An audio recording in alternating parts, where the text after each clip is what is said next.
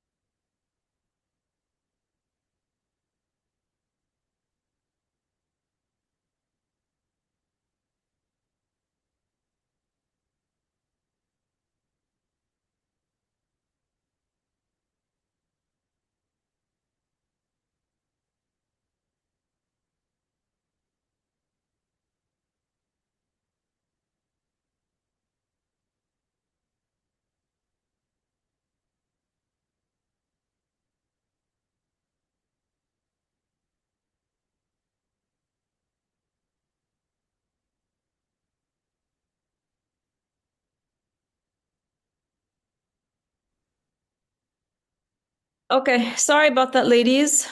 Please let the other ladies who were with us, if you can reach them. I tagged everybody on the group with the new link, but in case there was somebody that you know, you can reach out to them personally.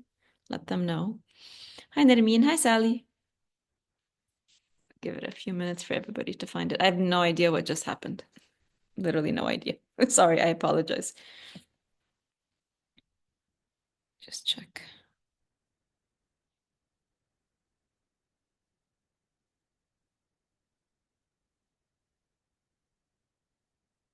Okay, hopefully everybody's finding it. Sally, you're muted if you're trying to speak. Thank you. There you go. Yeah, I'm happy to join Yeah. last. Yeah, Basma, did you manage to sort of tag the ladies or get through to them? I don't know who else was here. I think Sandra was here. I didn't manage to see quickly who else was on the group. I hope they saw my post.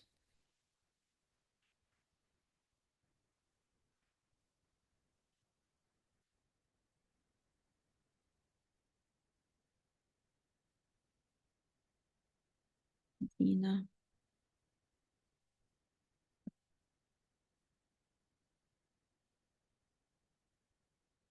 I'll wait a few more minutes. Oh, there's a message. Okay, thank you, Basma.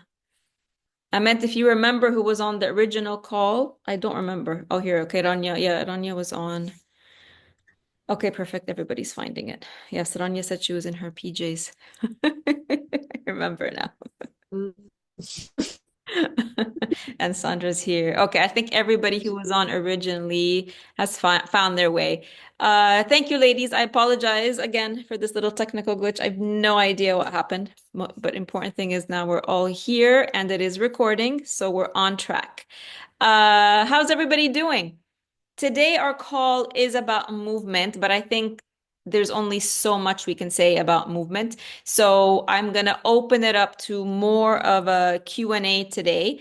Actually, most of it will just be Q&A today, whether that's about the detox. I do want to know where everybody is at in terms of your detoxing or not, or wherever it is on your uh, the eating piece of the plan. And then if you have any other questions, and of course, if you have questions about movement, I think the only thing I want to add about movement, that's maybe not in the materials, is two things.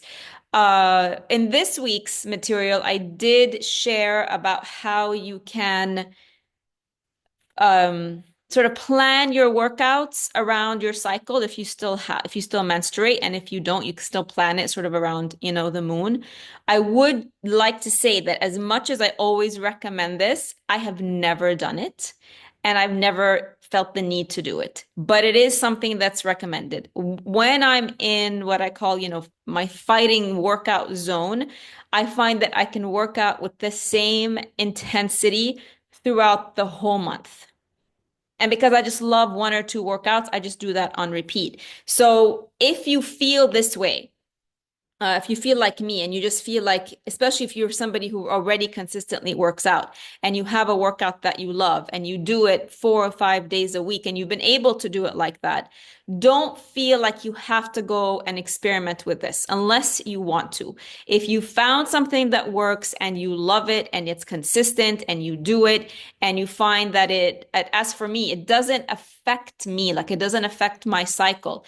If there's a day that I'm tired, irrespective of where I am on my cycle, I'm just not going to work out, or I'm going to rest. I'll take a rest day. So that might be, if you don't do that, if you power through days when you feel like you're tired, then maybe that's something you want to work on versus trying to figure out the cycle thing.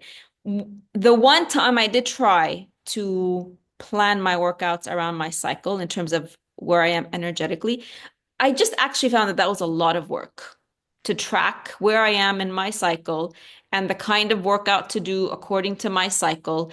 It was another load. It was another extra thing to do. So I shared it because so many other women swear by it. Other health coaches I know, other women I know. So it is something for you to consider, but again, if you have something already that works, I wouldn't mess with something that works. And if you are just starting to work out, then I would say focus on just getting consistent before you start to add, because this is another layer. You know how we have layers of detoxing, very basic layer, then we go into very deep layers. This is a very deep layer of working out. Like when you really know your body and you're very consistent, you can start to play around with different types of workouts. If you're there, go ahead. If you're not, I would say focus on walking, because walking is is not exercise. Walking is the way that we're supposed to move. That's why we have legs. It's we human beings have become so far removed from movement in general that now walking, which is our most natural way of movement, is seen as a workout. Like do it, so that you can get your body moving. When it should be the thing that we're doing the most, doing it every day, doing it a lot, and not really feeling like that's the workout. Like once you start with that, then you add in a workout to your walking, because walking is just, for many of us, we're just getting back into the way our bodies are made to move, the natural, easy, pain-free, simple, free, accessible all the time movement. That's why we have it. Nobody in the history of humans ever walked for exercise except for this modern day man, right? In all of the history of man, they used to walk to hunt, they used to walk to travel, they used to walk every single day to forage. It was how they lived. And now we say, oh, let's walk as a workout. So that's really, we've lowered the bar so far, but it is the easiest way to start. So if you've done nothing for a while and you're not sure where to start, and maybe you have some aches and pains, maybe your joints are not helping you right now, walking will actually help that. And if you do have aches and pains, walking through the pain is not counterintuitive. On the contrary, it's because you haven't been walking enough or working out enough on top of the internal inflammation that you're feeling this discomfort. So push through it little by little. Do 10 minutes the first day, 15 minutes the second day. The pain is not a sign that you're doing something wrong. The pain is a sign that up until this point, something that you've been doing hasn't been serving you. So see where you are, sort of gauge it, and let me know what you'd like to start with or where you're going, or if you're already there.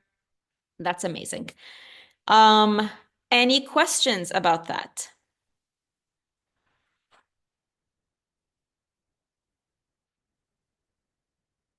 No questions about movement. Who was already moving 4 to 6 times a week already before we started this module? I've been exercising regularly, but I've added the walking, Okay. and I felt that it was very de-stressing. Like it was helping me with the de-stressing, and it was like my alone time. Yes. The weather is still helping because the weather is nice, but I don't know after I don't know after that when the weather gets really hot. I don't know Mm. how I will manage with that. But yeah, so far it's okay. It's just an addition to my workout. Yeah, it does that for sure. Walking is one of those things that is going to, oh, it's going to, reduce cortisol levels. It's going to balance, bring de-stress. It's going Mm. to, who was it, Nirmeen? I think you said that this is when you get your best ideas when you're walking. It's just what your body and your mind really expect you to do. Walking is it's our baseline. I don't know how else to say it. It's not a workout. It's not yoga. It's not Pilates. It is literally how we were created to move. And the more you do it, the more you feel into your body, the more connected you are to body because it is the easiest and most natural form of exercise. Remember, we talked about the lymphatic system. This is one of the main reason we have to move our body is because your lymphatic system needs a pump. So even though your lymphatic system is all liquid, and if you want to compare it to sort of your circulatory system, which is your heart and your blood, which is also liquid, your blood circulates through your body because you have the pump, which is your heart. It pumps and it helps to push the blood throughout your body. Your lymphatic system, right? You have your lymph nodes and the whole sort of, system of the lymphatic system, and it's like a pathways all over your body. It doesn't have a pump. And your lymphatic system is your body's garbage disposal system. So when we're filtering from the liver, when we're filtering from the kidneys, it's the lymphatic system that helps to take all of that waste, one of the waste, and takes the waste out of your cells to get it out of your body. But it can't do that unless you are the pump. So you literally manually have to pump your lymphatic system in order for it to work. Otherwise, it stagnates. It doesn't have an internal pump. You are the pump. And movement is the way that you pump your lymphatic system. And walking, again, the reason nobody had issues with their lymphatic system since the creation of man was because they were always moving, not knowing that what they're actually doing is making sure the lymphatic system is constantly in motion, constantly cleansing, never stagnant. So this is one of the key things that you might be detoxing, you might be eating clean, you might be doing all the things, but if you're not moving enough for your lymphatic system to flush, if it's just sitting there, So you flush the toxins out of your organs, you flush it out of your liver, you flush it out of your kidneys. Your cells are getting rid of waste and they're just sitting there. Well, that waste is going to collect. It's going to collect in your joints, it's going to collect in your skin. It needs you to move it. It needs you to get it going. And then, of course, there's all these other benefits that happen as a result, the cortisol, blood pressure, blood sugar levels, all of these are influenced and affected by how much and how long you move. So we really cannot, I can't emphasize enough how important it is for you to move, because this is how you move your body's garbage disposal system. This is how you flush out all the toxins that you're detoxing from. If you don't do that part, you're going to have a very hard time feeling the full benefits of the detox. All right. Sandra, I used to go 2 times a week, but it's been a month since I worked out. So you need to get back to it. Get back to the walking is the easiest way because it doesn't need a membership. It doesn't need equipment. It doesn't need a specific space. It doesn't need anything. It just needs you to put on your shoes. You can literally wear whatever you want and just go. Go outside and just do it anywhere. Also, gym twice a week is not enough. So those of you who maybe were going to the gym twice a week, maybe even going 3 times a week, let's say you're going for 1 hour at a time, that's only 3 hours out of the whole week that you're actually moving your body. Basma, Emma is trying to get on the call. She's not able to. I don't have a request. Did she use the new link, Basma?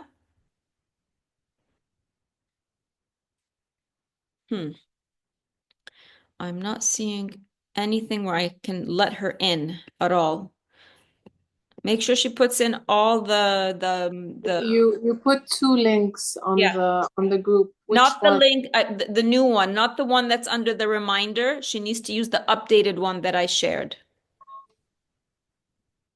Not the one with the purple reminder. The one that I shared just, right like at 7 o'clock when we glitched. And it has 2 passwords.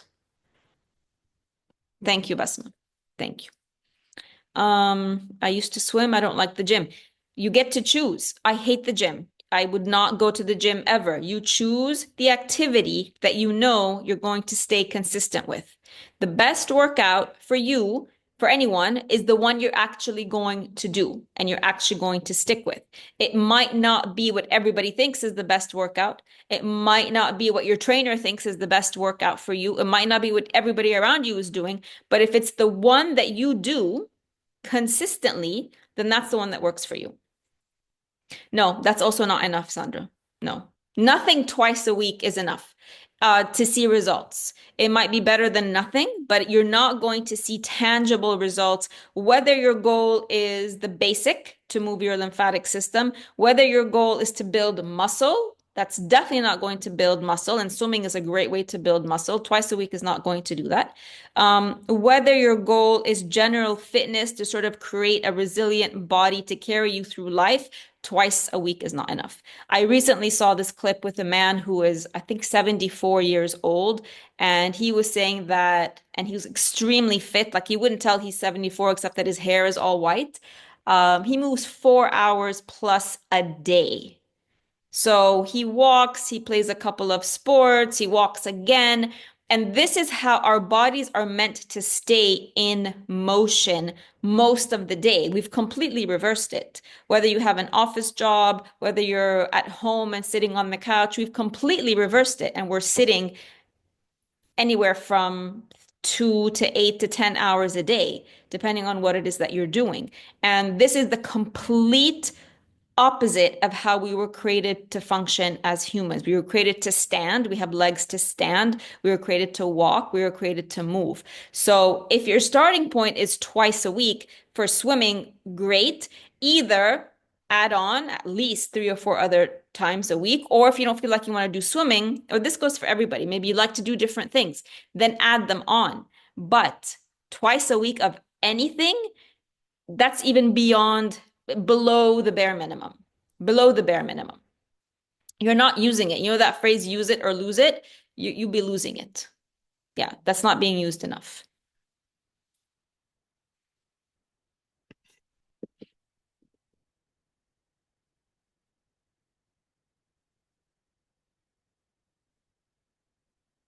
Any other questions about movement, about food, about detox? I was just, hi Dana, it's Fine. Nermeen. I was reading your document and about this post menopause and this moon things and stuff. Yeah. Although I don't understand, I only understand full moon. The other three, I'm not getting.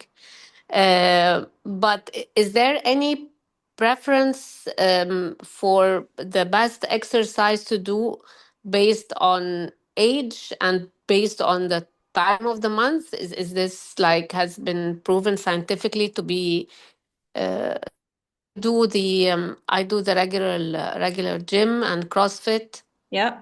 3 to 4 times a week. Yeah. But I just I want to know if those yoga, the Pilates, it seemed like everyone's been doing those exercises. Are these more suitable for 50 plus? No, the only thing that I would say is age related. In terms of age, our bodies are can do anything. So the only reason there's no impediment to our bodies doing any kind of movement. The only thing we consider when we're in perimenopause, menopause, is we don't want to do workouts that might potentially put our body in stress mode, which means they might be too intense for our body, which means they might raise cortisol levels. And if you raise your cortisol levels, I guess between, at 40 and 55, if your cortisol levels are too high, you have all then the side effects of having high cortisol. But the one that specifically concerns women is weight gain during this time. So when cortisol levels are too high, no matter what you do, even if you're working out 3 hours a day, and that's actually could be counterintuitive depending on the workout, that can keep your cortisol levels high, and that would prevent weight loss.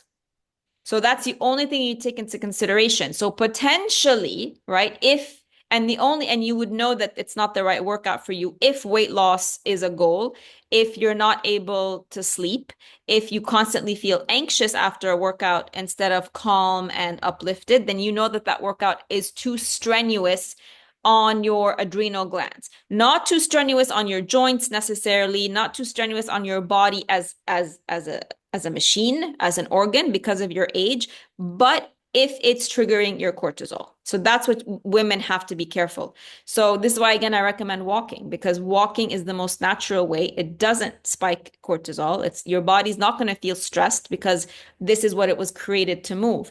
Very high impact workouts, maybe like CrossFit, HIIT workouts, very, very high impact aerobics where your heart rate is very high for a very long time. These can spike cortisol levels. And that's one of the reasons why we started with the somatic exercise at the beginning of this program, because that naturally brings down your cortisol levels. So that's the only thing you have to see. And this is why you might be seeing more women over 40, 45 turn to yoga, because potentially they were doing much higher impact, much higher intensity workouts previously that put their body in a state of stress and kept them in a higher state of cortisol. Then they needed to lower that and to do something that calms the body instead of stresses the body. Does that help? Yeah. Yes, definitely. I'm totally fine, and I sleep good. Because I walk a lot. Okay. Like I walk to anywhere. I do all my errands walking. Okay. Perfect. So I'm totally fine with that. But I just thought maybe because of age or No. post-menopause that one should do more of yoga or more of Pilates or for any specific reason. Only if you want to. I could, there's no way anybody's going to get me to do yoga. ever. I can't. I've It tried it. stressed me out. I attended a couple of introductory class, and then I was stressed out because everyone around me it was like it was very stressful because everyone was so advanced, so I was stressed out. Well, maybe try, a beginner's class, but for me, the number of times that I've, pushed myself to try it again and try it again, because each time I've just not enjoyed the experience. And then everybody's like, no, but it takes time and you're going to love it and the way it makes you feel. So I try again. It's not for me. So you do need to find the workout that is for you, and not just because, again, this is perfect example, not just because you see everybody else doing it means it's going to work for you. The workout that is best for you is the one you're going to be consistent in. And I guess let's add the one that's not going to raise your cortisol levels as well. And the signs for raising cortisol levels is what you said, like you can't sleep well, weight gain. These The are the biggest one for women is, very resistant weight loss, where they are doing everything and they change their food and they're consistent with the food where they should lose weight, but they are working out way too hard for way too long, and it's raising their cortisol levels. It might have worked for them in their 20s or 30s, but it's not working for them at this phase when the body's undergoing this change. So that's the first sign, especially if there's, something called cortisol belly and it just doesn't go away no matter what you do. And then the other signs of high cortisol are anxiety, insomnia, waking up in the middle of the night, heart palpitations, hair loss. Um, if you kind of like, have sort of like during the night when you're sleeping, you sort of just like wake up like this for no reason, that's a sign of high cortisol. Grinding your teeth is a sign of high cortisol. Uh, what else? There's several signs. Bruising easily is a sign of high cortisol. What else? There's a lot. I don't remember every single one of them off the top of my head, Okay. but yeah, Okay, thank you. you're welcome. Hi, Sandra, did you have your hand up before? Yes, I did. Yes, go ahead. No, I just wanted to share. So there's no specific questions. I just wanted to share what I'm doing right now with food. Okay. So after that the fruit detox for 2 weeks. And then I did what you said. I introduced the animal protein at the end of the day, only one meal.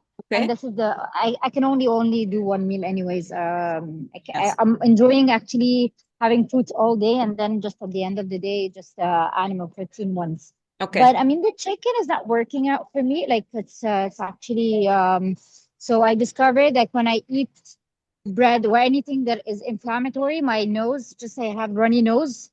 The very next morning, I wake up with runny nose. Yeah. And if I eat something that is not inflammatory, but it's not working for me, like chicken, for example, it's just like giving me, like my stomach's not, like I'm not feeling well, and Yeah. it's causing problems for me.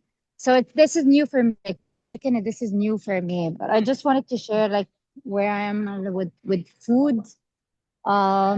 The movement, as I mentioned, like it's been Yeah. some time since I did anything, even the somatic exercises. I stopped in day 26, for example. So I Right have at the end.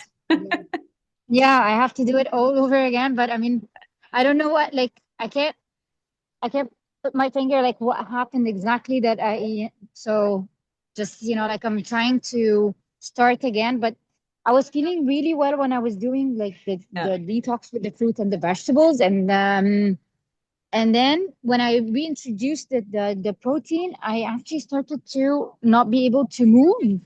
And what happened is I actually, when I drop off the kids' school, and then I want to go back and take another nap. So this part I did not experience when I was doing the fruit detox, but then it started to come back. I don't know, it's the heat. I don't know, it's the food. I have no idea. But that's my struggle right now.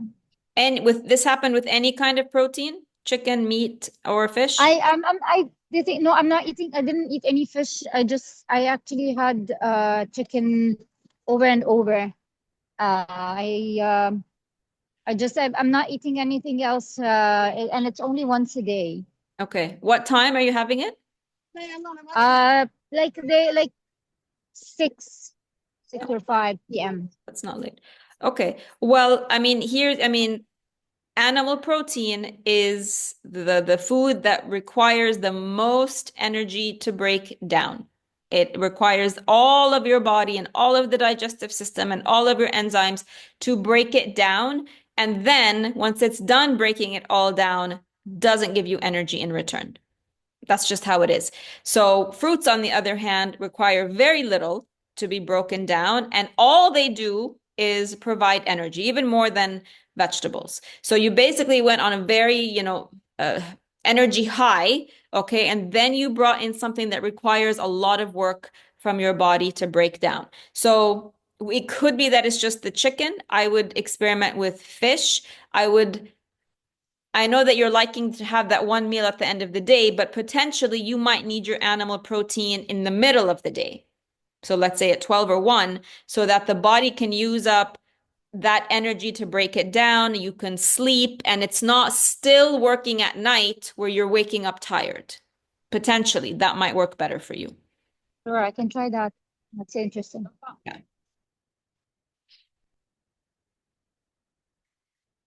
Nirmeen, same here. Since the September detox, animal protein is a challenge. What about the need for protein for muscle building? This is just another theory. It's not proof. It's not set in stone, right? There are plenty of athletes who don't eat any protein at all, and they're top of their game in their sport, who have plenty of muscle, obviously, in order to be top of their game in their sport. The question with protein is, people are always saying protein, protein, protein, but it's not about it. How do I phrase this? When you're thinking about protein, you're thinking about, am I getting enough protein or should I be taking more protein? The real question is, does protein heal me? We're so focused on protein building muscle as if we all want to go out and become these bodybuilders, right? When they say build muscle, just so we're also clear on that, make sure you're clear on your definition of how you want your muscles to look like. So building muscle means that your muscles can keep up with your day-to-day activities, that they don't sort of get weak and then, you're 60 and you can't lift a pot. That's the bare minimum of building muscle. So, but somehow we've all taken it to mean like we have to go and be like ripped and toned and have these muscles. That's not really what it means. So, in order for you to have muscles where you can walk every day, work out every day, do everything you need to do at home every day. And I always, I tell my clients who ask me this, if your housekeeper left, if you have a housekeeper and your housekeeper leaves today, are you able, at your age, 50 and above, are you able to do everything in your house that your housekeeper has been doing by yourself for not just one day, but over and over and over again? And if you just want to experiment, try that. Try giving your housekeeper a week off, and you do the cleaning and you do the laundry and you do the washing up and you do the cooking and then you do the cleaning up, and you do that several times a day, and you clean up all the rooms and you do all the bathrooms and you do all the sweeping. And that's how you know if you have enough muscle and energy and ability to move the way that you're created to move. Because believe it or not, even if you go do a workout and then come sit home all day, that's not a good enough measure of how supple and easily moving your joints are. Go and do a full day's work of housework, which is how our ancestors lived, right? They lived cleaning, cooking, hunting, gathering, walking. This is how they lived, and their bodies functioned 100% optimally. So try that. Can you do that for a week? Not just go to the gym and lift a few weights. Can you go and function and put your body to test the way that it was created to move? and then come and see, and then tweak, and then let me know how your body's working out for you. So animal protein is going to take away energy. It's not going to heal you if you need healing with autoimmune, with digestive issues, with joint issues. It's not, you can't, and healing is about regeneration. So healing any part of you that is made up of cells that are eroding faster than they should be, or eroding at any, not, there's a natural erosion that happens. We see illness, we see dis-ease in certain parts of the body when the erosion is faster than it should be. So if you're seeing this right now, it means there is that part of your body needs healing. It means it has to be regenerated. Those cells that are being eroded, that are dying, they're dying off, and we're not seeing a regeneration of healthy cells either at all or fast enough. So we want to regenerate and create more of the healthy cells in that part of you that's breaking down. You can't regenerate from something that's dead. That's literally impossible. You cannot regenerate sick and dying and eroding cells from dead animal flesh. We eat it. Again, I don't have an explanation. It's cited in historical texts that humans have always eaten animal protein, religious texts, humans have always eaten animal protein. God says eat, go slaughter, whatever. Fine. But not in the quantities that modern man is so obsessed with. Remember, they really had to go to great lengths to go and hunt down an animal and eat it. It wasn't something they did every single day. They didn't just go to the supermarket and pick up, a half a kilo of minced meat and go home. So regeneration, and you're feeling it. You feel the difference between when you're eating mostly fruits and vegetables or only fruits and vegetables, and then you bring in the animal protein. Energy plummets. So work out the ratio that works best for you. Work out the time of day that works best for you. Because it takes a long time and because it takes a lot of energy to break down, you might need to do it much earlier in the day. And then give your body lots of time to work with it so that when you go to sleep, it's almost done. So that when you wake up, your liver hasn't had to work that hard all night. And then you can wake up more refreshed and more energetic. It could be the type. Maybe chicken is too hard, steak is too hard, fish is okay. Everybody's going to have to experiment with this. Definitely animal protein is not healing, but it's filling. Yeah, it's filling because it stays in your stomach for so long, because it takes 3 to 6 hours to break and to break down. Fruit goes through your system 30 minutes, maybe an hour, so that you're full for a little bit and then it empties. That's why you're not full. Animal protein just drops, right? It drops in there and it stays in there for 3 to 6 hours. So of course you're going to stay full.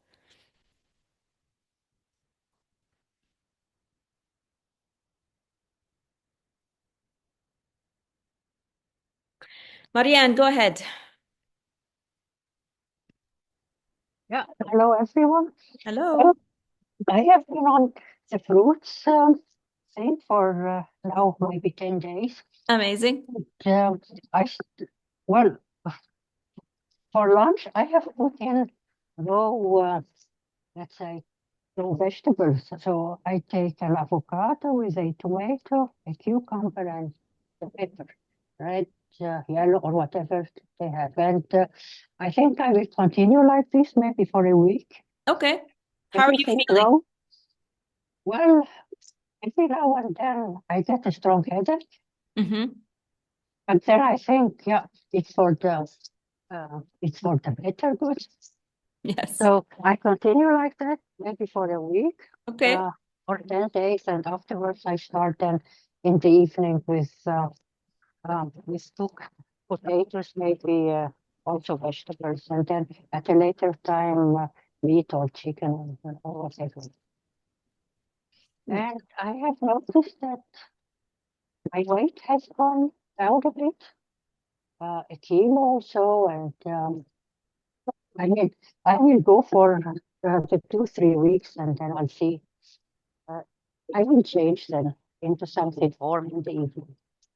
Okay. That sounds like a plan. Go for it. I hope it's okay with with mixing the raw vegetables with the fruits. Yes, yes, that's okay. Yeah. Good. Thank you. You're welcome.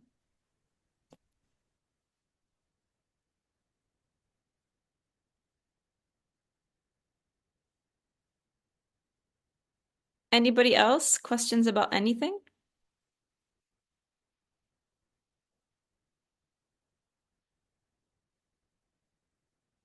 Basma, but then some of us need to eat something more than fruits and vegetables. I feel like I'm in a fog without something more substantial. Since eating animal protein is so difficult to digest, would you say resorting to more plant-based to include soaked beans, lentils is a better option to try?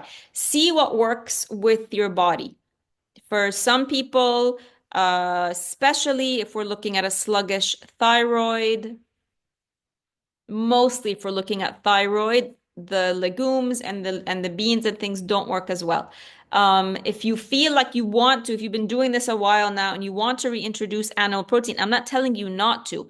I'm saying figure out the time of day that works best for you. You might reintroduce it and not feel this dip in energy. Not everybody feels the dip in energy. Not everybody feels a big difference where, they wake up in the morning and their energy is affected. You might have, Basma, you might add in your animal protein at dinner and wake up the next day and feel perfectly fine.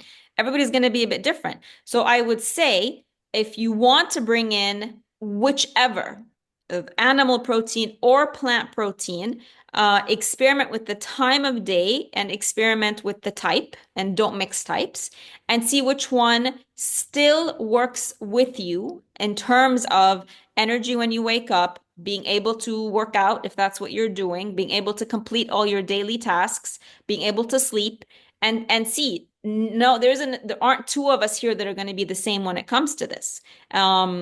And obviously, yes, soaked beans. Yeah, make sure they're very well soaked anytime you're going to eat beans. And make sure, just as with animal protein, there is portion control. So with animal protein, you're looking at one palm-sized piece of animal protein. With the legumes, you're looking at half a cup of cooked, whether that's lentils, whether that's beans, hummus, any of those.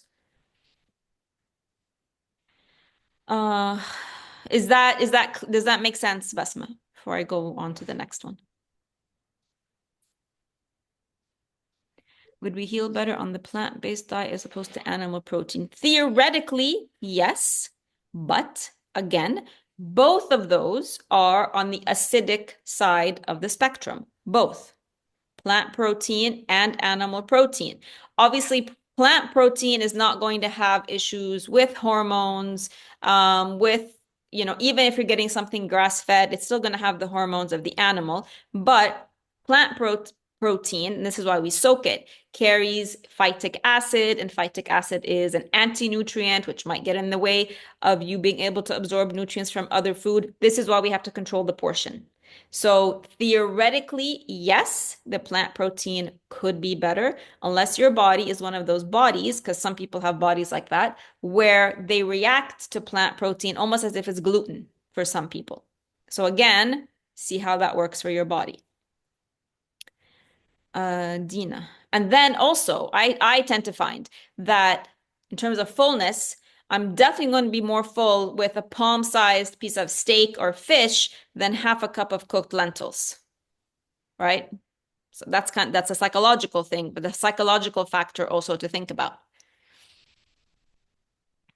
Dina, can you please repeat what we should not be eating together? I'm in this stage where I'm reintroducing food. So the biggest one, and again, this is theory and it's not set in stone and it differs from person to person. The two biggest ones that shouldn't be mixed together are animal protein and fruits. If you're going to eat animal protein, you have to wait at least 3 or 4 hours, because remember I said it goes in there and it stays in your stomach, anywhere from 3 to 6 hours. So fruit only requires about 30 minutes, maybe 1 hour. So if you eat your animal protein and directly after you eat your fruit, you've already consumed the animal protein. The digestive process has already started. The 3 or 4 hour process is already, you can't stop it. It's ongoing. Then you eat a fruit, any kind of fruit, doesn't matter which one. It goes in there. It only needs 30 minutes, but it can't go through your system in 30 minutes because it gets stuck with the animal protein already being digested. And they get stuck together, and this creates fermentation because the sugar from the fruits mixes with the animal protein. It ferments because it gets stuck in there. And then this can cause bloating, this can cause headaches, this can cause more fatigue because the system is working harder. And it can cause weight gain. So that's the biggest one, I would say. There's other ones where, like, you don't mix certain fruits together. You don't mix, technically maybe also beans and animal protein together. Like this sort of cycling of workouts, I've never actually done that. The only one that I am careful with is not mixing animal protein and fruits. That's it. I can put that on the group, Dina, if you tag me. I do have a short like infographic that tells you the other things to avoid. But in my experience, I found that if you just keep those two away from each other, that's because you don't want to have to be thinking too much about when you're eating, right? So it's basically fruits and grains, and animal protein that should not go together. You're welcome.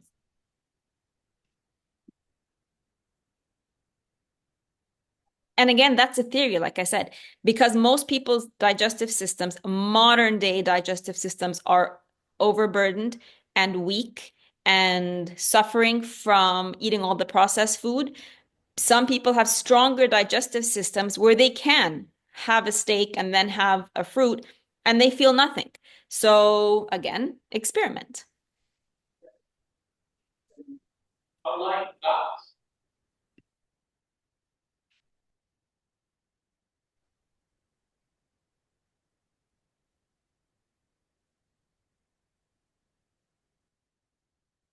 No other questions, ladies, today?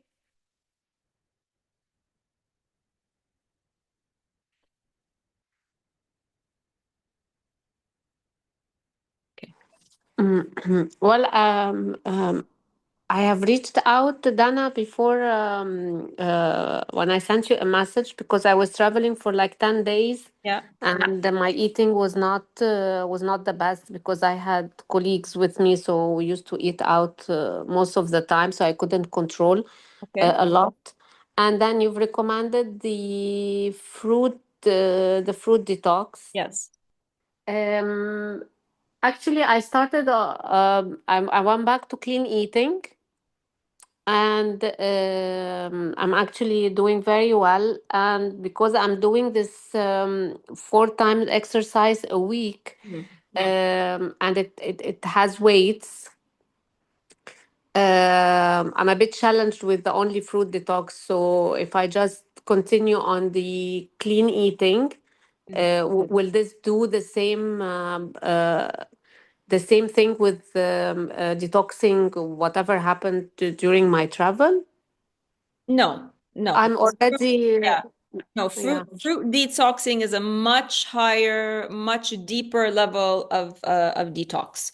I mean, there are definitely benefits to just clean eating, but if you're comparing the two, no. And then Mhm. why do you feel challenged with your workouts? Finn, where's Oh, I feel very, I crave the vegetables and the salty, the salty part of things. That's it.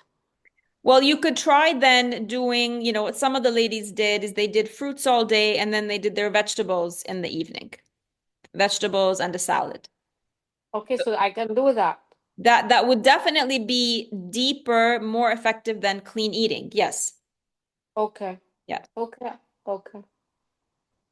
Okay. Thank you. You're welcome.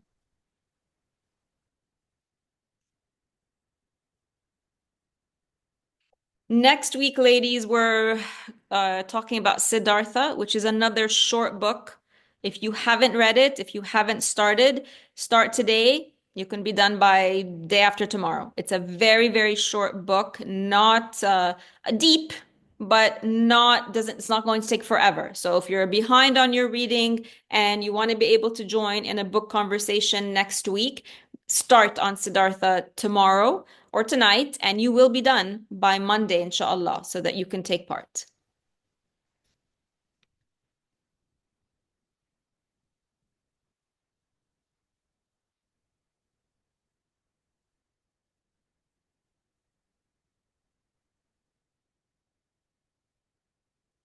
All right, ladies. No other questions for me today. This is going to be, I think, our shortest class yet.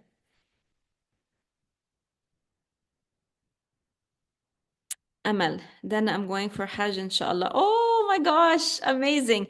Any advice? I hope that, you've been doing your fruit detox, so hopefully energetically, mentally, spiritually, this is going to help you be clear for this journey.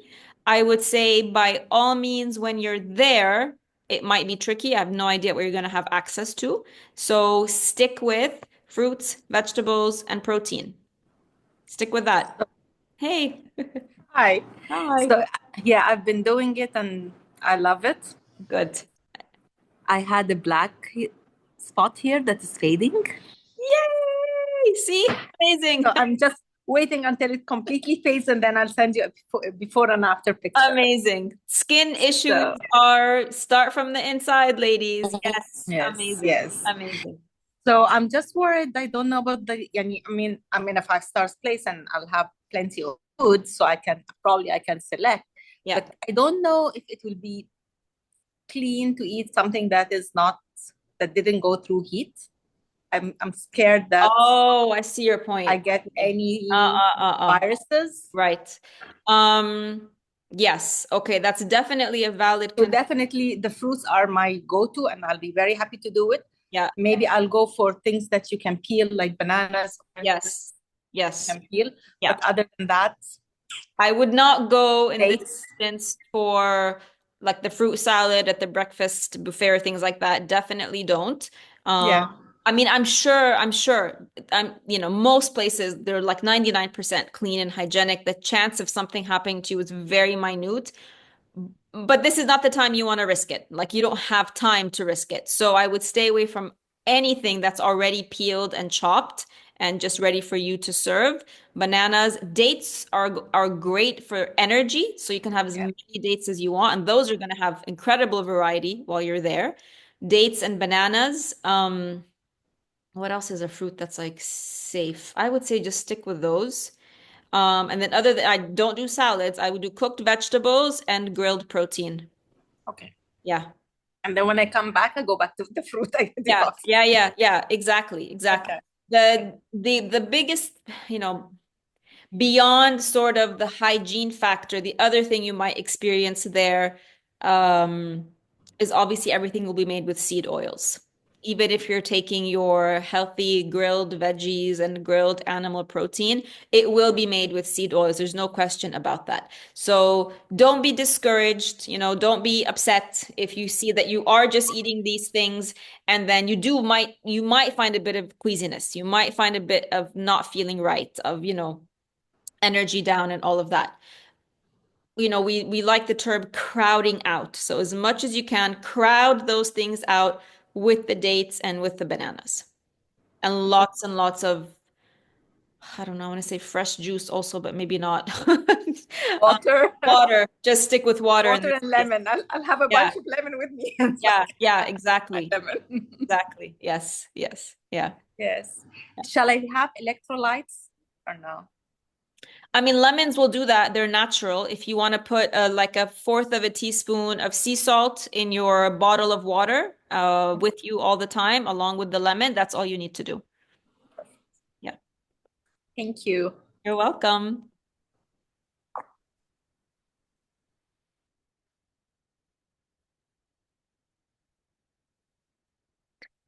Layla, hi Dana, happy to be back again and really needed the positive energy of this lovely group. We'll get back on track step by step. Take your time, Layla, and for, who was it? I think it was Randa. She's not here. A couple of you have reached out again where you're sort of feeling like you've lost your footing and you're not sure. This is why I go back to that module I shared a few weeks ago, which is the stagnation module. Everybody, especially when there's sort of longer programs, everybody's going to go through that at some point in time. So that's not the problem, that you find yourself sort of stuck and, backtracking or not able to take the steps forward. That's not the issue. The issue is to figure out why, and the issue is to figure out how to reintegrate in a way that feels in alignment for you. So definitely, Layla, I would go back to that module so you could revisit. what was the reason that you joined this program to start with, and which one of the modules would make the biggest difference for you to start from right now. Nermin, why are we stopping the supplements while detoxing? Because they are an added load. They're synthetic, even the best brands, unless you're getting Wild Nutrition or something like that, which are food sourced. They are synthetic. You probably are taking something that is, even if minimal, an additive. And because when you're eating this amount of fruits and vegetables, you want to create a new foundation where your body doesn't need supplements, and it shouldn't. We become too dependent on supplements. So we can just remove them altogether, ideally.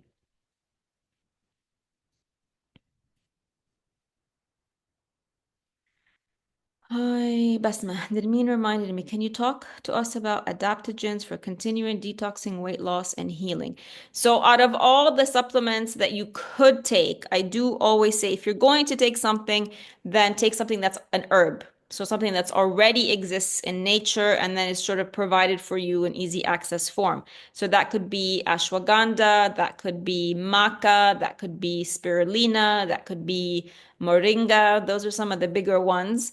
And as their name implies, they're adaptogens because they're not instant effect on the body. They help your body adapt to not only the herb itself, but helps your body to adapt to stress, for example, to adapt to your daily life better, to be able to deal with everything in your life at a calmer level, which brings cortisol, and with respect to weight loss, will help weight loss. So I always recommend ashwagandha as one of the first ones. Sort of the same way I say if you have to take a supplement, then let it be magnesium, because ashwagandha is great for stress, and everybody's stressed and everybody's having a hard time dealing with stress. So ashwagandha is one of those. It's an herb. There's nothing synthetic about it. They just take the herb, dry it up and put it into powder form. So it does take time. It helps bring down cortisol levels. It helps with sleep. It helps with anxiety. And because it brings down cortisol, it helps with weight loss. It helps with relaxation. It helps with anything that high cortisol might be creating in your body.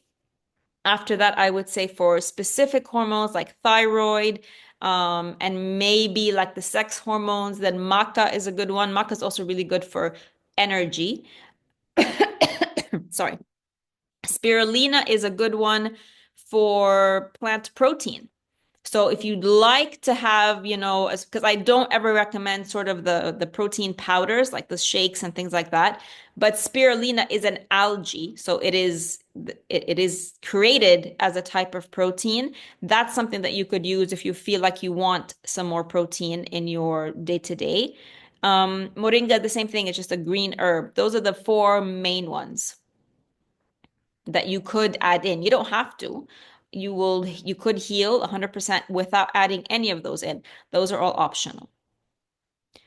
Laila, do you have recommendations for smoothies to support with grief, emotions, and stress, meaning to give a real kick, or ashwagandha? I would start with ashwagandha. Yep. Locally, actually, somebody just shared with me. 1 second. One second. Somebody was asking me about a site, and I was very surprised. They had all of these in powder form. 1 second, I'm going to put it in the chat for you here. Please tell me I'm going to find it. Oh, okay. The Instagram account is Ole Nutrients. Maybe some of you have heard about it. It was my first time to hear about it.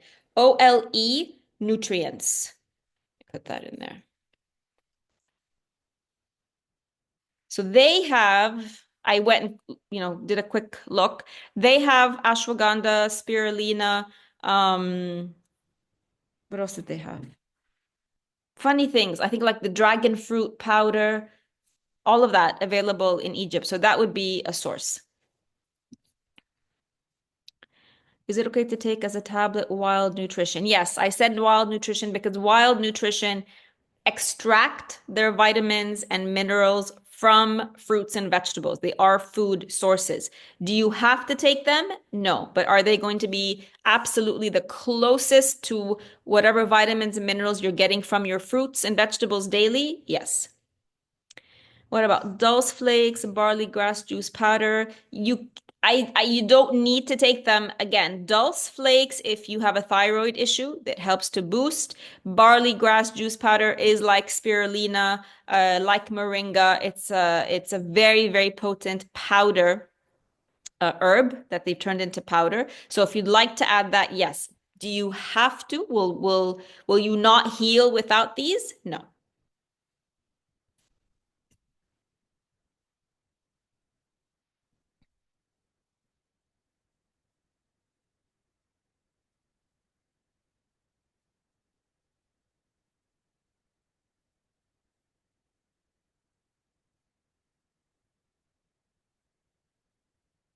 Oh, sorry. Laila, I don't have a recommendation for a specific smoothie, but any of the smoothies, any of the fruits, okay, because emotions, your mood, depression, anxiety, all of that starts in your digestive system, all of it. So to start to help with that, grief will take a very, very, very, very, very long time. It's not gonna, you can't speed up the grief process just by detoxing on fruits. It's definitely going to help to sort of take the edge off, but any fruit or vegetable will do that because any fruit or vegetable is going to balance your biome, right? And that's because your digestive system is where your happy hormones are produced. So it's when it's overburdened, not just by food toxins, but by non-food toxins like very, very strong emotions like grief, that can upset the balance of your gut flora as well. So you might balance it physically, right, by removing the food toxins and flooding it with all the foods that balance it physically in terms of the actual balance between the good bacteria and the bad bacteria.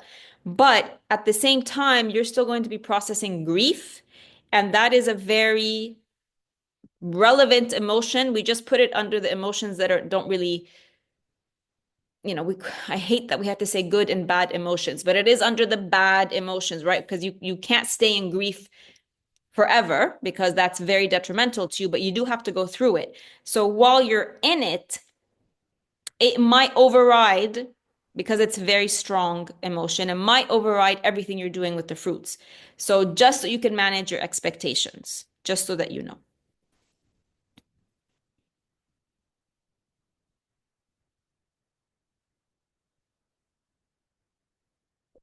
How are you doing on the fruit detox? Yes, so I'm doing fruits all day.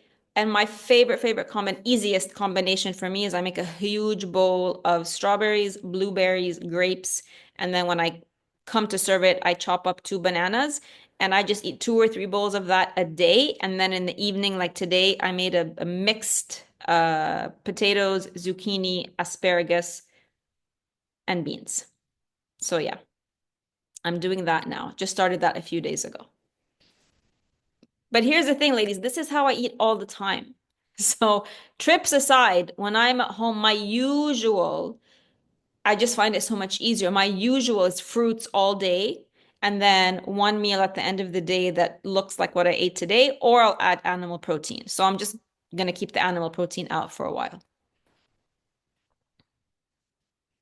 And I'm doing, those of you talking about workouts, and I'm doing a 1-hour workout plus a 1-hour walk every day on just fruits. And until recently, I've added in the vegetables.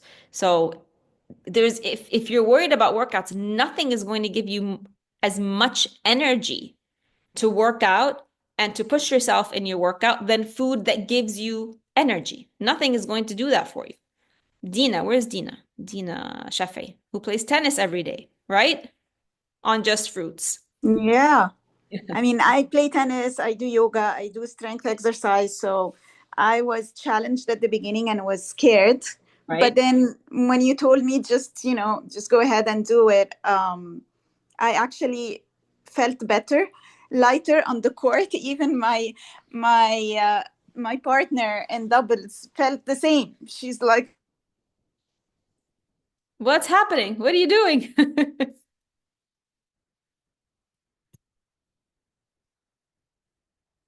Oh, we lost Dina. Can you guys hear her, or is it just me? I can't hear her.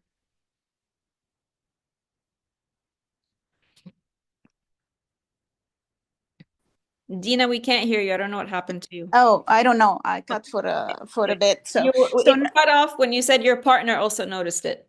yeah, my partner also noticed it, and I really felt much better. That's why I'm continuing on. I've been 5 weeks now. Amazing. With only one break in the middle with the weekend when I traveled. But until now, I'm still eating all fruits during the day. And even when I get, like yesterday, for example, a cheat day because it's Sunday and it's a weekend and we went out, I just ate my fruits and just the meal when we went out. That's the meal that I, cheated on. And today I'm back on my fruits again. So it's really working much better. I don't want to stop. Amazing. Yeah. It's just a psychological block that we have. It's not a physical. The body, anything that you feel like your body can't do is not because your body can't actually do it. It's because your brain is telling you you can't do it, or there's just been so much drilled into us that you need protein, you can't function without it, you can't work out without it, you won't have energy without it. But once you do it and you realize that that's not true, then you get to make up your own version of what works best for you.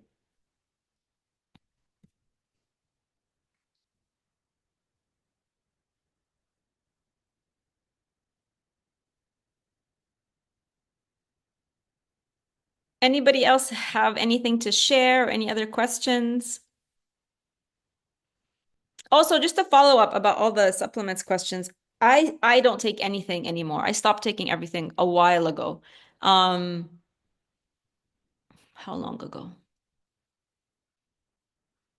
I want to say it's been maybe 6, 7, 8 months. Yeah, I just decided, you know what? I know what I'm eating. I'm not deficient, because the way to be deficient is if you're taking in, if you're not eating enough of nutrient-dense foods and you're taking in more of the empty foods, which after all this time, I don't. So I was like, let me experiment, it's always like trial and error. And then I realized I gradually phased them all out. They finished. And I usually buy mine when I travel. So like the last time I traveled, I didn't buy them. I said, let me see what happens. And like nothing happened. So for whatever reason, my body balanced. I didn't feel I need them. Maybe I never even needed them to start with. But just an FYI, I don't take anything. 0. Amal, same here. No supplements since I started working with you. Yeah, I think there was also there was definitely a part of it that was psychological. Let me take this so that like it gives me a bit of an edge. Let me take this. Let me take this herb. Let me take this herb. But at some point, you really just want to simplify everything, right? You just want to simplify the whole process. And having to think about my supplements and, oh, I'm running out and let me get some and let me have somebody bring something back for me and let me mix it into my smoothie. And I was also never somebody who was really good at remembering every single day. And then I'd feel bad when I skip a day or 2 or 3. So now I have that sort of that load off, that mental load of not worrying about supplements is gone.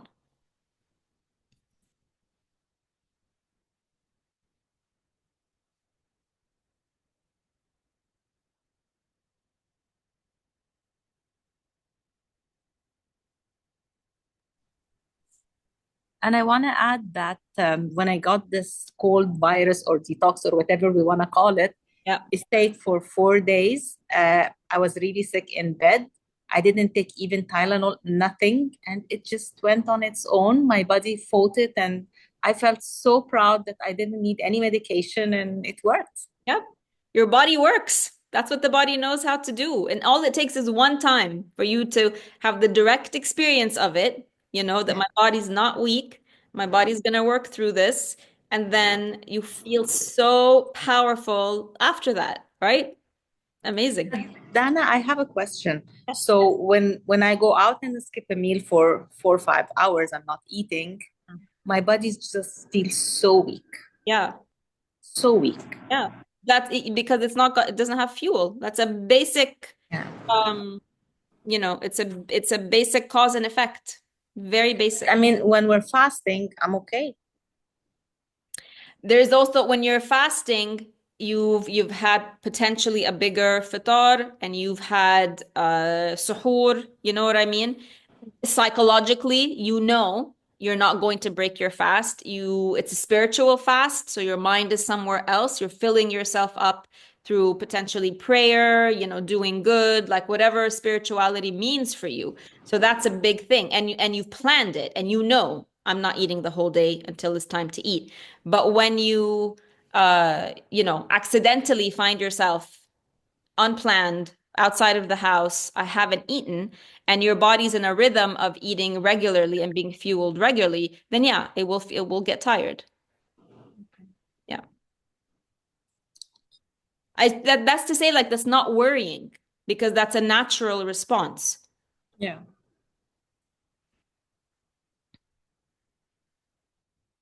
Then I have the same thing as Amal was mentioned, being outside and in this heat. I can only have I have my lunch bag and everything with ice box and ice packs, and I have my fruits. But I mean, for example, on Saturday we had 2 birthdays back to back, and then in the morning, so it's been a super long day. I was out from 8 a.m. till 7 p.m. and no one actually no one is serving fruit or herbal tea. So that day that was the day I couldn't go on just fruits, and this is when I introduced the protein because I had such a bad headache that lasted for days. Just because of this. I was actually looking for the guy that sells bananas on the street everywhere. I need anything. And I had some things with me, but because of the heat, I can only have, just some. And I eat every hour because of the fruits. Every hour. So I couldn't have that much with me. So that was that wasn't well for me as well. The headache was just so bad. There's always going to be days when that you have not planned for ideally the way that you want to plan for them, right? And days that are going to catch you off guard, and days in this heat where it's very, I don't know if I wouldn't recommend eating fruits and things like that outside of right now when it's so hot. When that happens, it's just very not to worry about it. It happened. It's over. And then to just think about, right, so I have gone for some time without nourishment, without fuel. What can I do to replenish whatever might be missing? Just focus on that. Whatever has happened before has happened. If hydration is always very important. So even if you find yourself in a situation like that, then I would say water. If you can if they can just add slices of lemon to your water wherever you go, that's also something you can do. Even if you just add a little bit of salt to your water, that's electrolytes that will help balance a bit when you've gone for so long without. Okay. Coconut water. Yes, coconut water is definitely okay to use. It's just not easily available in Yeah. Egypt, definitely. So it was my daughter's birthday the other day, and I served a lot of fruits for everyone.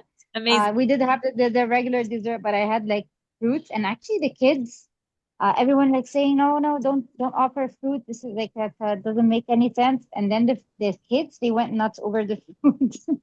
I was happy. The kids know, right? They know. Yeah, they did the watermelon, Rana wished if everything was gone. Yeah. It's because, breast milk is, I think, 70% sugar or 80% sugar, or even 90%, like a huge chunk of breast milk is sugar, and only whatever is left is protein. So we are programmed to want sugar and to need sugar and to appreciate natural sugar 100% more than anything else. And if you watch kids, because they're still at a phase where they don't listen to, like, they don't look at Instagram reels. Nobody's telling them you should eat this and not eat this. They just go with what the body wants. They just follow their gut more than adults ever do. And an adult is gonna be like, oh, sugar, too much in this. I can't have the watermelon. I can't have the grapes because somebody's told you that. Kids are just gonna go and fill up on that if it's available to them. So it's incredible to me how kids always get it right intuitively more than adults. Question for everybody, random question for all of you in Cairo. Do you guys remember how last summer there was the issue with watermelons making everybody sick? Did that happen to anybody? It happened to me. Did it happen to I anybody? remember that, but I didn't get sick. But I remember that, yes. Yeah. But each year, each summer, we have a different fruit. Yeah. So I think I basically have PTSD. I will never eat watermelons again. It was one of the scariest things that ever happened to me after I had the watermelon last summer, incredibly dehydrated. And I just heard of somebody who just got sick after eating watermelons again this summer. So just a little warning. I mean, I don't know what other fruits might be causing that this summer. I wasn't going to eat them in all cases, but I just heard of somebody, a friend of mine, who ate and got the same symptoms and sickness that I got last year. So I was curious if any of you have heard of that this year. And if not, just a little heads up. Besma, what about But vitamin? Dana, so it happened to us before, even in Canada. Yeah? We got the fruit, the fruit platter that they have in Costco at Costco, Yeah. all ready to eat and all this, and it happened to us. Really? It's just that it was different kinds of fruits as well. But anyways, it was just it wasn't clean. Like even when you get it from Costco, you need to wash it before, even the ready cut one. You need to wash them before you eat them. Okay. Well, I mean, the watermelon I got it No, home. I know that the Not for you. watermelon, but I mean it And then it happens happened to everywhere. so many people. Last summer, this summer I only know one person. Last summer it happened to me, it happened to my mom, it happened to a few friends, Oh, my daughter. Yeah, it was too much. And then the thing is, none of us realized initially that it was from the watermelon. Like when it first happened yeah. to me, because that day I had also ordered a salad, min barra, and then I Mm. ate So the you salad, weren't. and then I had the watermelon, and then I got Yeah. horribly, and I never made the connection. I thought it was the salad because naturally you're going to Yeah. greens that you ordered, and then I forgot about it. I was like, okay, I'm not going to order the salad again. And then 2 weeks later, my mom was like, she was very, very, very, very sick, just like me. And I'm like, what did you eat? She's like, nothing. All I had was watermelon today. And then it made sense because my husband and I had had the same salad and he didn't get sick. I had had watermelon, he didn't have watermelon. And then a few days later, somebody else I knew also from the watermelon. So, yeah, I don't know. I'm just, for the time being, Mm. I'm not having watermelon. I can't risk it. Besma has a question. Let me see. What about vitamin B12? How are you getting that in without a supplement? I'm getting it from my fruits. I'm getting it from the vegetables. I'm not worried about that. As long as I feel like my energy's up, if I'm able to do my 1 hour workout plus a 1 hour walk a day, that means I don't have an energy issue.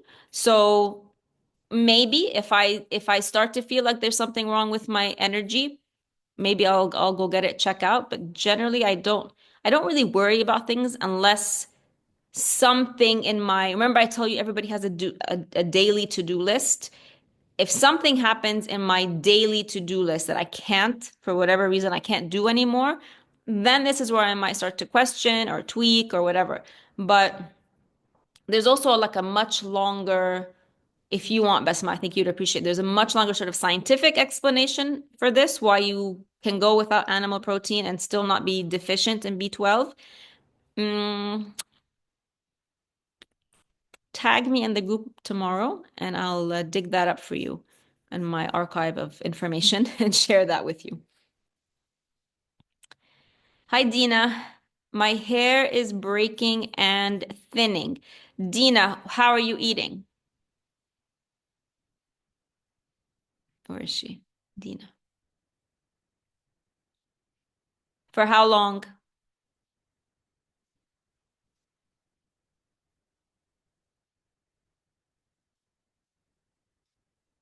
Amazing. Besides your hair, tell me about other symptoms. We'll get to your hair, but tell me about, 30 days on fruits. Amazing. Oh, sorry. Hold There you on are. for a second. I'm in the car. It's okay. Oh my God. Why is it doing this? Ah,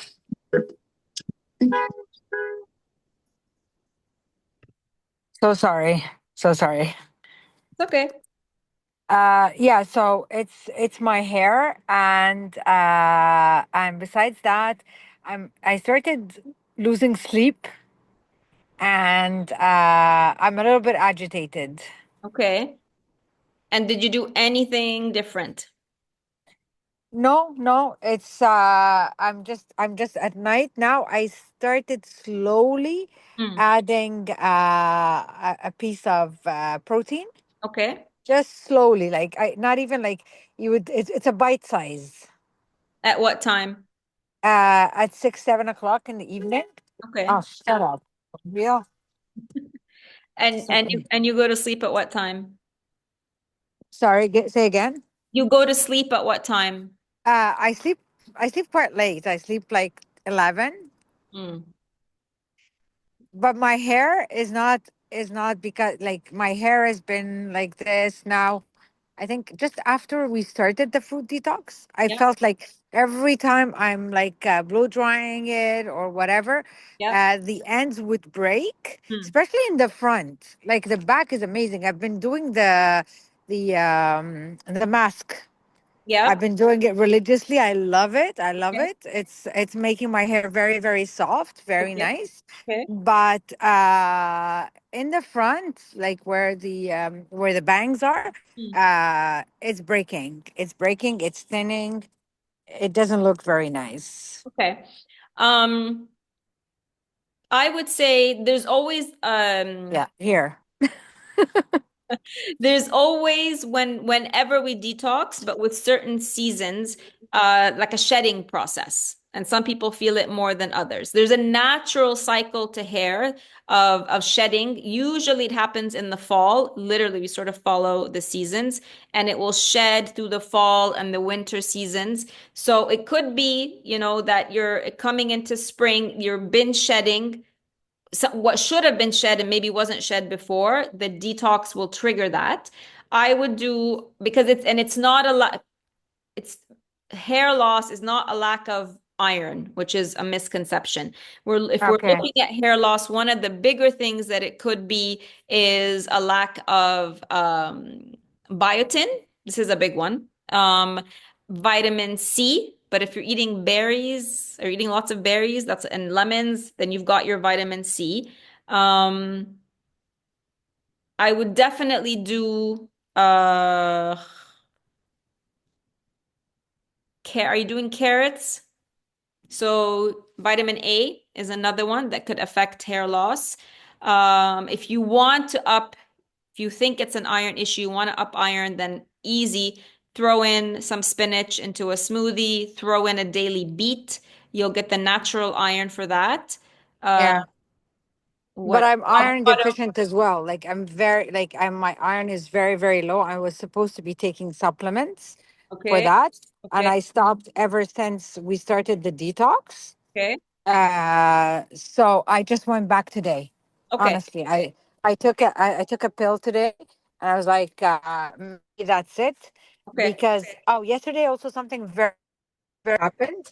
okay, Um, I felt very dizzy all of a sudden, okay. So and my that head was that pounding. might indicate an iron deficiency. How long were you deficient before? For forever. It's been forever since my treatments, my cancer And treatments. were you taking iron supplementation before? Yeah, yeah, on and off, to be honest, because it was like hurting my stomach. Oh, okay. So on and off, I would take it for like 3 months, stop, then go back, and so on. Hmm. Because my iron is very low, like very low. And did you test your iron while you were taking the supplements? No, because they put me on it and then they said that they would do the test in 2 months and then we started the detox. Okay. I'm just asking because I'm very curious. We need to know how efficiently or not your body was making use of the iron supplements. In the fruit. Oh, I don't know. To be Yeah. honest, I don't know. Okay, because an iron deficiency, I mean, yes, you had a treatment, but that would contribute to what I'm about to say. When there's iron deficiency, it's not necessarily because you're not consuming enough iron in any shape or form, whether that's a pill or whether that's spinach or whether that's animal protein. When we see iron Right. deficiency, most probably it's because your body's not able to absorb whatever iron you are taking in because of a maladjusted or leaky gut where things just pass through. So not just iron is going to pass through, but all other nutrients as well. So you could literally Okay. be taking iron supplements. You could even be getting iron infusions. If your gut, if you have a leaky gut, if you have an imbalanced gut that is not able to absorb properly, then no amount of iron supplementation is going to make a difference. We have to fix that. So I can definitely tell you that was 30 days of fruits, you fix that. So whatever iron Okay. you're going to take in now should be readily absorbed and made use of by the body. But we don't know Okay. because you didn't measure it. So let's just No, assume, I didn't. yeah. No. Okay. No. The No. other thing with iron deficiency, it's usually accompanied by a copper deficiency. It doesn't just happen on its own. When there is a copper deficiency, it will also show up as an iron deficiency, but that's not something sort of mainstream, medicine is gonna look for. So Okay. what you've also been doing during the fruits is I'm guessing eating a lot of fruits that are high in copper, which is going to help balance this. So whether you've been eating berries or avocados or bananas, or you started putting in potatoes, all of these are very high in copper. So there's two things we need to address: a copper deficiency and an inability of your body to absorb iron. And part of the reason your body might not have been able to is because of the medication, because the medication will affect the balance in your gut. So Yeah. in your case, I would say, okay, you started on the pill, but I would also add in more natural forms of iron as well. So Okay. daily spinach, avocado, potatoes also have iron, mushrooms have iron, beets, I would add those in also because they're iron and they're also healing. Okay. And some of them Okay. are also full of copper at the same time. Right. Okay. Perfect. Okay. We'll try that. The other We'll thing keep you for your posted. hair, generally for everybody, is I always recommend a shower filter wherever you are, because Uh-huh. you could be doing everything right, but the water that's coming out and the water you're using to wash your hair every day could be causing damage as well. And then your products, your shampoo and conditioner. Okay. Is there any specific shampoo that you would recommend? I would start with ones that are, the basics, sulfate-free, paraben-free, none of the like dimethicone, imethicone, like, and none of these ingredients that you can't pronounce as a start. Okay. Yeah. Okay. Okay. All right. Okay. Yeah. Yeah. And what about sleep? I would also say with an iron deficiency, we need to put in magnesium for you. Because Okay. because of your medications, they're sapping. Yeah. And funny that you're saying that because I remember last time when we were talking, I told you I'm craving nuts, Yeah. like cashew nuts and stuff. When I eat the cashew nut, for example, I feel so good afterwards. Yeah, that's Like, magnesium. even if I'm taking a handful, right? It's not a big amount. It's Yeah. just like a small amount, but I need it. I feel I desperately need to eat those nuts. So have them, and then I would say for magnesium, I would start with the spray, the topical one first, and apply Okay. that all over your abdominal area at bedtime. Okay. At bedtime and also on your feet. Okay. So no pills basically. So it's Start just with like that. a Start spray. with that. Yes. Okay. Okay. Perfect. Yeah, we'll do that. Okay. Thank you. You're welcome. Sandra, I'm only taking the magnesium drops and I do feel the difference in my energy level every time I add it to my smoothie. Yes, Sandra, you also are, we're only just picking up on your quantity of food. I believe you've gone for a very long time with less than ideal quantities, which means you were probably deficient. So I would keep it for you. Hi, Nihed. Hi. How are you? So I'm good, alhamdulillah. Sorry I'm late. No worries. I had some guests. No worries at all. Hi. We just spent the session today, mostly Q&A session. I talked a little bit about movement, and then most of the time I was taking everybody's questions. So if you have any question at all for me about movement, about detoxing, about anything, I'd be happy to. Well, I'll tell you what happened. After 3 weeks, I kind of messed up for a week, but I got back on track since yesterday because I started fasting. Okay. But I always fast on the 13th, 14th, and 15th of the month. Yep. So I'm back on track. Okay. But alhamdulillah, yani, no big drawbacks. Okay. My knees are really much better, alhamdulillah. I keep testing them, and most of the pain has gone, alhamdulillah. And that's why I'm encouraged to continue, yani. And it makes me feel good to just eat and I've been talking to my colleagues. They sat me down today and they kept asking me all these questions about the detox and how it feels and why we're not allowed to eat eggs and why we're not. So I tried to fill them in with as much info as I could. Yeah. And then I said, yeah, you should go in and read what Dana writes on Facebook.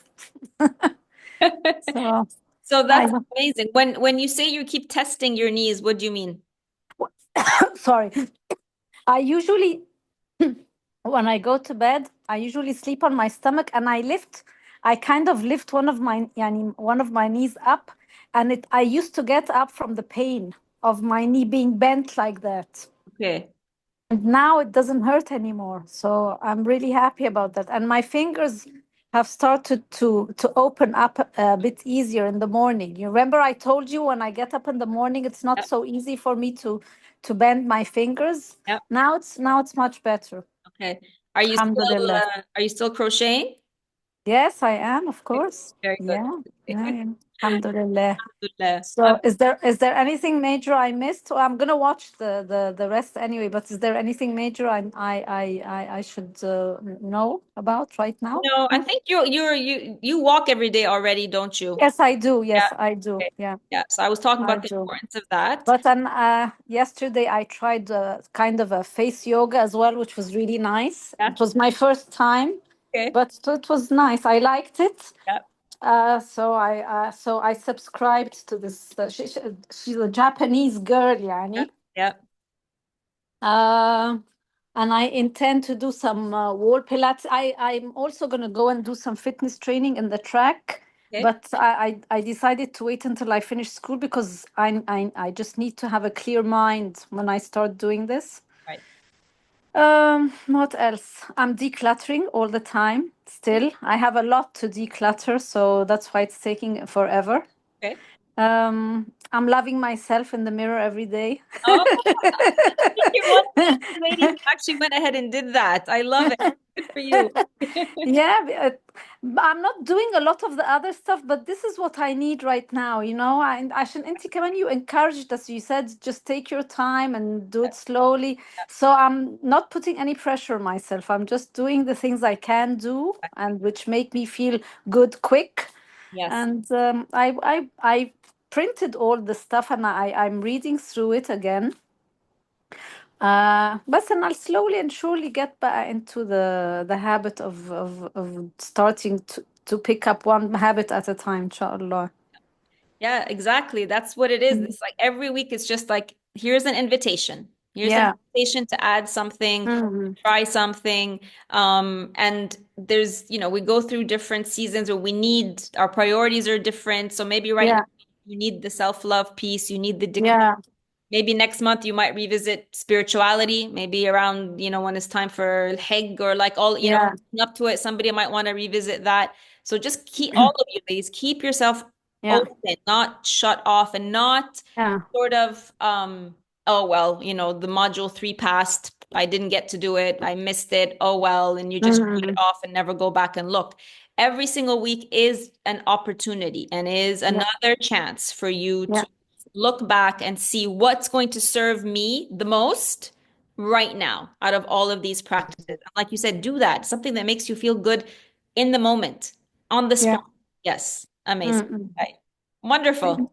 Thank you. Great.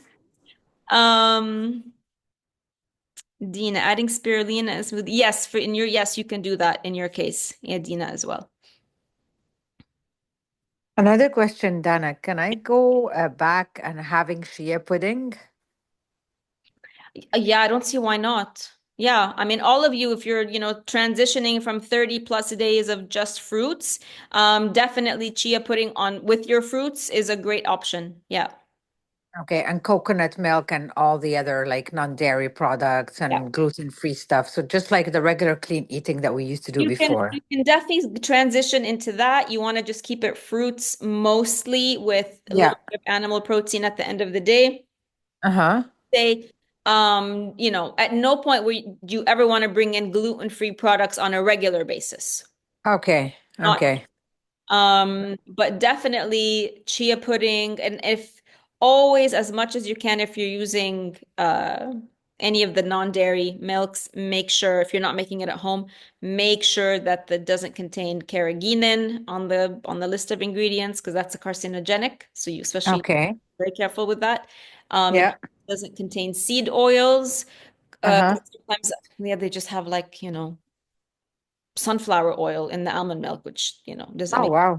Yeah, you need to be careful. Yeah, I mean, it's just the food Okay. industry hopping on board something that they think everybody's is wants now, but then how can they make it where they still can make a lot of money? They put all the crappy ingredients in a little bit of almond milk or coconut milk or whatever. So there are some brands that are better than others, and obviously making your own is the best way to do that. Safest. Okay. Okay. I just wanted to share with you guys something. I went to see my oncologist. Hmm. Last week, the end of last week. And I told him that I've decided to stop my cancer medication after 3 years. And he was like, how come?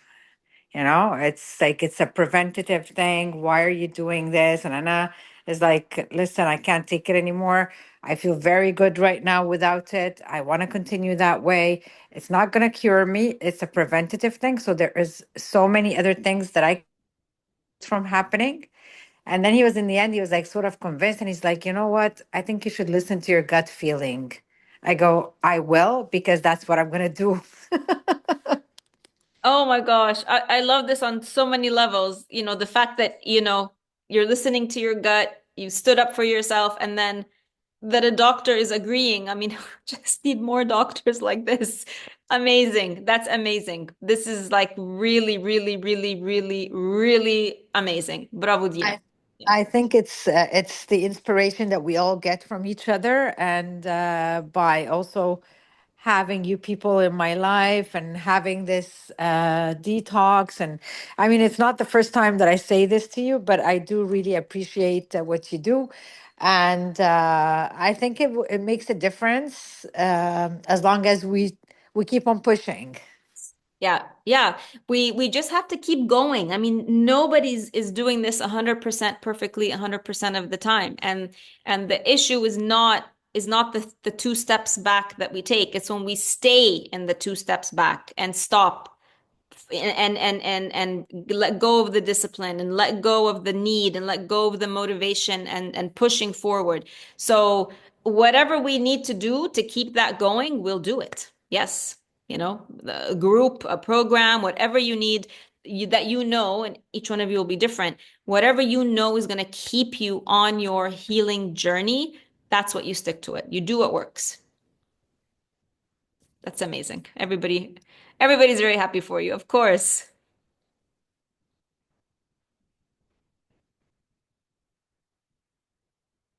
I am going to end because we cannot top this today. So I will end on this amazing share and amazing news from Dina. Next week, ladies, we're talking about Siddhartha. I'm still opening it up to anybody who would like to lead the call, whether Siddhartha or the next, how many books do we have after that? Just 2, I think.